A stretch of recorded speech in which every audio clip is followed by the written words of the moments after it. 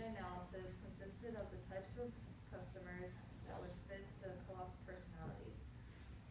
These consumers were mostly old and health conscious. We talked about the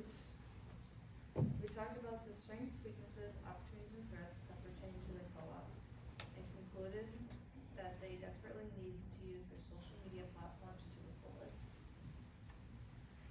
Lastly, our additional marketing objectives were to increase brand awareness, consumer engagement, and overall revenue. Next, I'm going to be giving it over to Tori, who's going to be talking about advertising.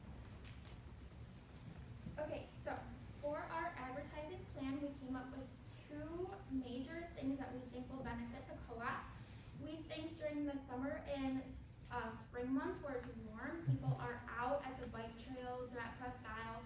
We think a QR code present would be nice to have where hikers and bikers can scan it and then see what is up on the hot food bar. They can also get that location of the co-op from where they are so they can walk to it rather than drive or bike to it. And then, so that's like less money, so they could use some of that money for the winter months in, for a TV commercial. It could be super cool and colorful and eye-popping, so people that are normally hiking, they're at home, they see the cool commercial, and then they go to the store. We think the other beneficial thing would be to have an intern or paid employee to keep up on the social media marketing. They could be around the co-op, videoing the different products and interviewing employees. I think would be super cool. You could get to know the chef who's making your lunch and then go in there on that specific day because you know he'll be there. And also interviewing the customers and get the feedback from what they like and don't like and want to see more of and other things like that. We also think that the last thing the intern would do is up on the screen you see the bubbles that are stories that are posted for like a long period of time or until they take it down. So they could have one bubble be recipes with ingredients. So you go to the store, you collect all your ingredients, and then the other bubble would be the chef putting that meal together. So when you get the ingredients during the day, you go home, you click on the bubble, and then you're making dinner with the co-op chef, which you could access anytime you want to keep making that dinner or make different lunches, and then kind of feel connected to that employee at the co-op. Next is Stephanie. So I'm going to be talking about the online and social media plan for the co-op. So right now their follower count for Instagram is around 4,000, Facebook's around 10,000, YouTube's only at 11 subscribers, and then Twitter is roughly around 1,000 followers. So for my social media plan for them, I had interacting through stories is a big thing. They're not really posting stories right now, which is like a huge feature on Instagram that they could be doing. And then I made like a little mock-up of an example of like how they could interact with polls. And then also reposting tagged content is another really easy feature to use. Just because people are already posting it, so they can post it to the stories and say, hey, look at it. Like other people in the community are coming into the co-op and like supporting the co-op. You should be doing it too. Next up is being consistent, and that's why I created a schedule. I actually have a job with social media, and today I actually created a schedule for my job. So creating a schedule so you know what you're going to be doing and like posting like 3 months from now is like really good. And then also just because they aren't consistently posting, I think starting off 3 to 5 times a week and then eventually moving to once a day for every day of the week, that'd be really good. And then next is creating new content for specific platforms. So people who are on Facebook, and that demographic's different from the demographic that's on Instagram. And so creating specific content for that, I always say use the same information but present it differently because what's attracting people on Instagram is different than what's on Facebook. And then creating like an overall aesthetic for the brand so that when you're driving by the co-op, you normally see the colors of the building. I think using those colors through like the graphics that they made, they made a little example there. If they use the colors from the co-op in the graphics that they're making, you'd be able to see like, oh, those are the co-ops, that's the co-op, oh, co-op's having 10% off, I need to stop in. I think incorporating that would be a really good idea and way to boost interaction and followers. Next up, we have Bond for the public relations campaign. Thank you, Stephanie. So when we were conducting our research, it was kind of evident that the co-op is no stranger to successful PR campaigns.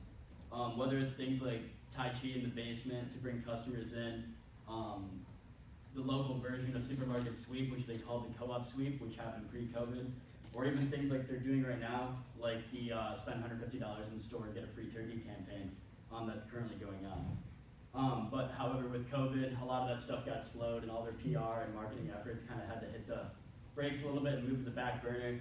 But what we plan to do is kind of revamp some of their old plans as well as start some new campaigns. And here's how we plan on doing that. So on the far left there, you can see there's an advertisement for that turkey campaign that they're running right now. And like I said, you go in the store, you spend $150, you get a free turkey for the holiday season. That's not just for members, that's for students, any customers, owners, out-of-towners, really whoever. And what the co-op does pretty much all year round is they promote seasonal promotions, as well as just seasonal posts on their Instagram, that vary by month and season and all that. What we plan to do is basically look at that and expand and really heavily promote that. What we're looking to do is basically have certain posts that are specific to summer, winter, fall, spring, all that kind of stuff to promote specific things in the co-op. And what we also want to do is at the beginning of each month, like on the 1st or either the 31st of the last month, is post a calendar, almost like an advent calendar, where it's like, hey, this is what we're going to do this month. This is what you can expect. Maybe get interested in it now, and we're going to have this broad view now, but on a weekly basis, they'll also keep updating that as well, just to kind of get consumers excited. And that way they can share, oh, this is when our newsletter comes out, this is general information about the co-op, and so on. And even they could even promote events, which brings me to the next point. And that screenshot right there is actually from a campaign they ran in 2018, pre-COVID, called the Co-op Sweep, like I mentioned before. It was when customers were allowed to come in, fill their carts up to the brim, get checked out, and they would win prizes based on their successes in the game. And what this really did was kind of market the co-op's main value, and what that value is at the end of the day, they're the same as the consumer. They're trying to show the consumer that, hey, we're a co-op, we're human just like you guys. We're not a big grocery store and we don't want to be anything like them. And hosting events that kind of encapsulate that personality that is the co-op could be really successful for attracting new customers as well as retaining the ones they already have. And the thing on the far right here is actually from their most recent newsletter, from the November newsletter. And what this is every year they do testimonials from the owners of the co-op, whether it's owners of a few years, a few months, or as long as the co-op has been around. But basically what we want to do is expand that. We want to get testimonials from not only owners, but also from customers, from the employees, and even students. Because what the co-op is trying to do right now is target the student body that's here at NMU, and they're not really that successful at it. But what we have actually been talking about is getting testimonials from students, because who do students listen to? They listen to their peers. And if they could go on the Instagram of the co-op, or check out the newsletter, or maybe go in store, or even see things on the news that are students saying, hey, we were positively impacted by this company, and here's why you should shop there, to maybe pursue a healthy and sustainable lifestyle, or just pursue what the co-op is selling, then that would be a great way to get students to listen. And I know a lot of that kind of came out fast, and it seems like a lot of stuff to do for a small company with very few employees that are designated to these specific tasks. But with smart goals and timelines, you can really achieve whatever you need to get done.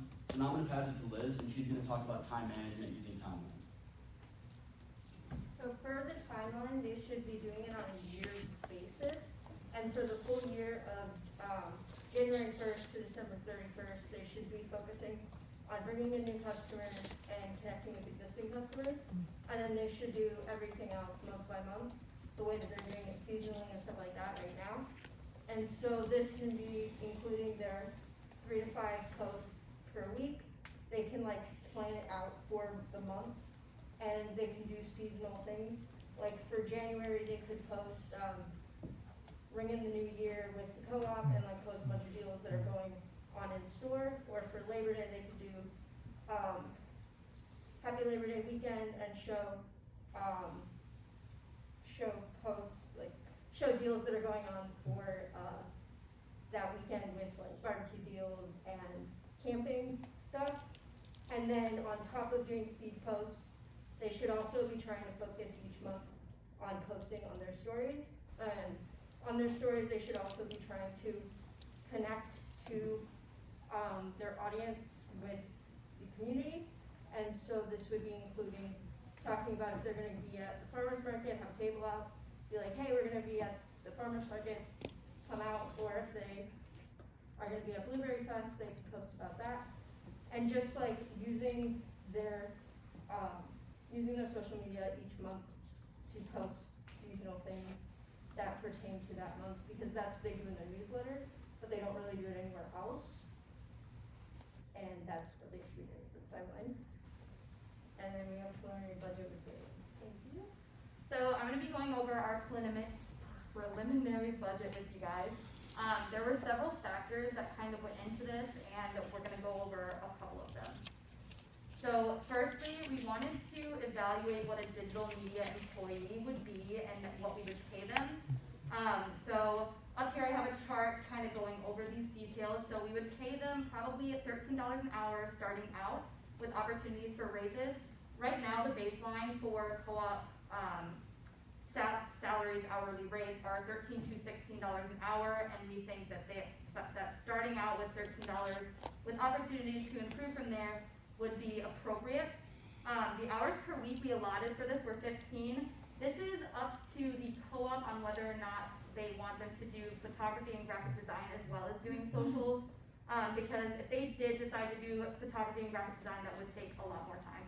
So the amount paid per week that they would be looking at for one employee would be about $195, and we estimated that they would be working about 50 weeks in a year. This is assuming that they take 2 weeks off for vacation or sick days, etc. So the employee estimate per year is about $10,000. This person would be responsible for managing social media platforms. This includes doing posts, creating captions, posting relevantly on their social medias based on what type of social media platform they're going to be posting on. This includes posting stories and videos, as well as managing engagement. We want to foster relationships with the people in the community, and by commenting when somebody comments to you on your social medias, or if they tag the co-op in a post or hashtag them, it would be good for the co-op to share that to their social medias, and they can use it as a type of tool for them. So going over their income statement, Vaughn mentioned that the co-op is a small business, and it is. It's a very small business, but their revenues kind of say otherwise. They actually bring in about $10,701,500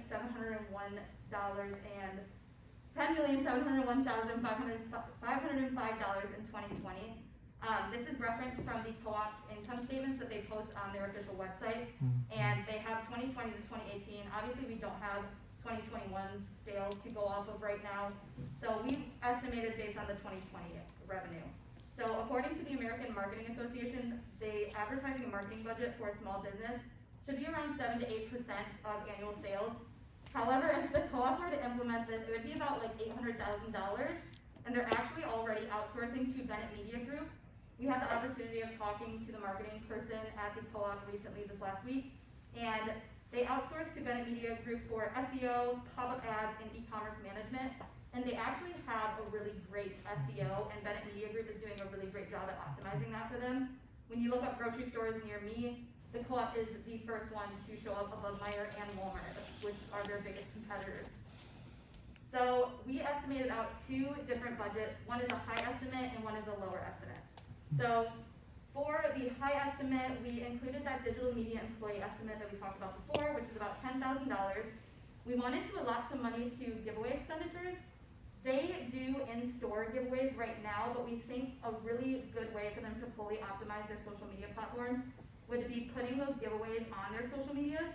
That could make sure that they are getting engagement, comments, likes, shares. These people would have to tag different people, different friends, and would be just an all-around great way to increase their engagement. So as for PR campaigns, as Vaughn was talking about before, the co-op is engaging in a lot of different events and PR campaigns. So we allotted about $5,000 to go towards that, whether it be printouts, whether it be things that they hand out at those events, tent rentals, table rentals, etc. And we also allotted $2,000 for equipment expenditures. So This allows for the co-op to get a camera or light box to create high quality content. This is totally optional, but we think that it would be a good way to, if they had a store camera and a store light box, if the digital media employee or digital media intern was gone, somebody at the shop could still cover social media platforms. So the total advertising and marketing budget for the high estimate is about $17,750. So then going into the low estimated budget, we consolidated the digital employee and the equipment expenditure into an owned media expenditure. This could still cover that camera or light box if they wanted to, and we allotted $3,000 for that. And the PR campaign, we kind of slashed in half to $2,500, and we kept the giveaway expenditures, like because I talked about before, this is a really great way for them to optimize engagement on their social media platforms. So for the low estimate, we have a total advertising and marketing budget of $6,500. So this does assume that an unpaid intern would be hired. Right now, when we talked to the marketing director for the co-op, it seems like she's wearing quite a few hats. She's the marketing coordinator, she does PR, she does newsletters, and she also posts to social medias. So right now, she's not fully optimizing social media in any way because she's doing a lot else that is more important for the local business. So we think that having someone solely dedicated to social media would really benefit the co-op. So these are some of our references. Thank you for listening, and if you have any questions, go ahead and ask.